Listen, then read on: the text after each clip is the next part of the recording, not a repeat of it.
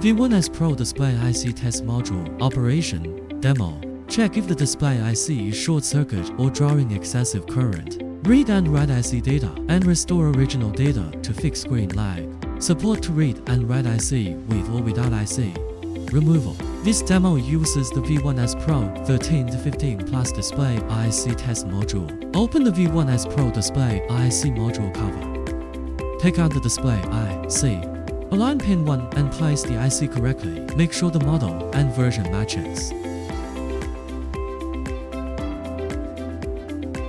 Once inserted, it automatically checks if the display IC is normal or not. Type read. The data will be read. Read complete. Tap save.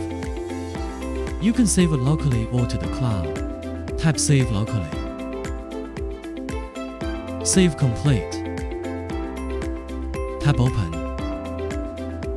Choose local files for local saves, cloud data for cloud saves, or cloud burn as needed. Select and open the data you just saved. Then tap write. Start writing.